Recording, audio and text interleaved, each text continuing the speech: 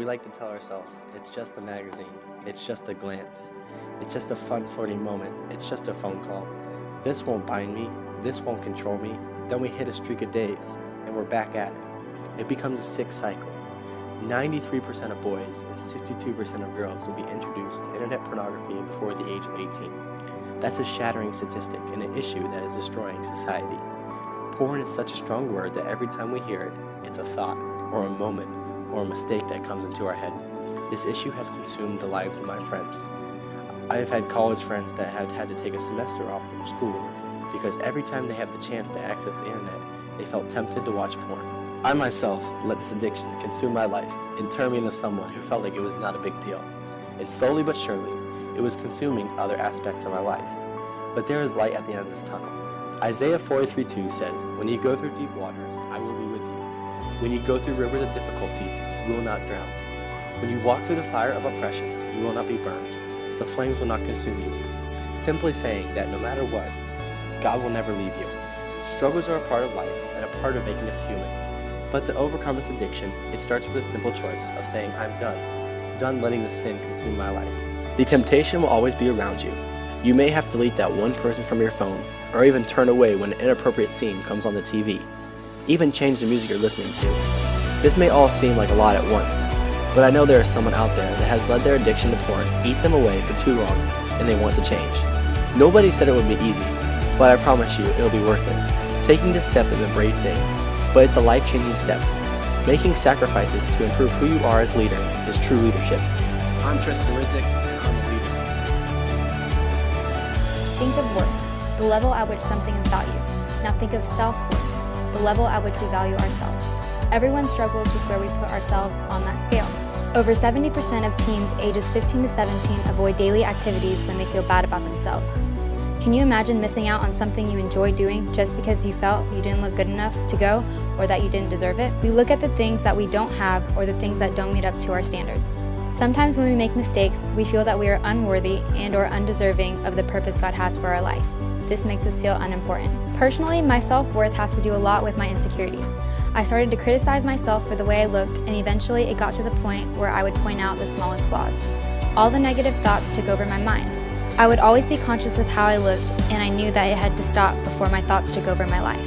After putting our self-worth on a low scale, we have thoughts along the lines of, I'm worthless. What am I good for? God has a plan, not just any plan, but a special, hopeful plan specifically for you. In His plan for you, what you think are your flaws are not going to matter. No matter what your past is like, He is here for you, and He will guide you if you ask Him to.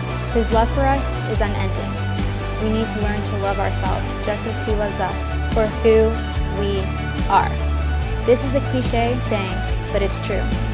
There is no one that can be a better you than you. Being a role model to others shows them that we are aware of who we are and we are confident with ourselves. Letting our light and leadership shine on others can inspire anyone. I'm Giselle Unda, and I am a leader. When I was 10, I was introduced to drugs for the first time. My parents were divorced. One day I was in my mom's apartment.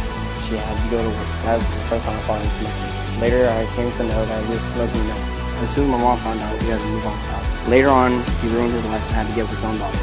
Through the years, I was introduced to new drugs that everyone was trying. It was the first time I saw weed, and it was in 6th grade.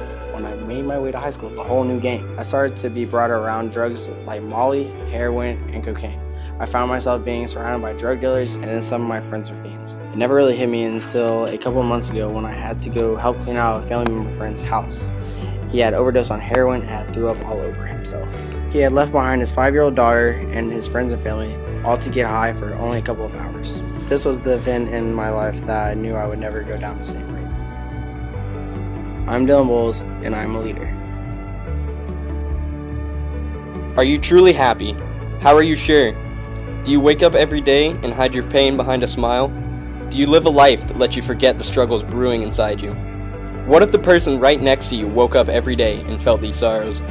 It's that possible. They can be your neighbor, your father, your mother, your childhood friend. They can be the kid who you laugh at every day in the hall, the teacher you mock, that pretty girl who caught your eye, your pastor, your advisor, your fellow leader.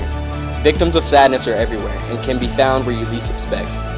There was once a boy much like this. He woke up every day smothered in his misery. He could not stand the feeling of being unaccomplished, unworthy, unappreciated, and underestimated. He felt that he did not deserve the life he had. He felt that so many others would rise to do great things while he stayed obsolete. And so he was ready to leave it all behind. He was ready to leave without a word. Not to his family, his friends. Nobody would hear from him again, but there was hesitation. And then he found leaders. He found that it gave him hope, gave him ambition, happiness, a reason to laugh, a reason to smile. He found his brothers, his sisters, his family he never had. And now, he lives for one purpose, the pursuit of happiness. He has chosen to live life at its fullest and in the sun under his God. And it's that simple. Choose happiness, and happiness will come. Choose to be ambitious, and you will be rewarded. Choose to stay determined, and you will achieve the impossible. Life is too valuable a currency to waste, so spend it well. The darkness that haunts your soul is nowhere as powerful as the light that wants to fill it. I am Jacob Becker, and I'm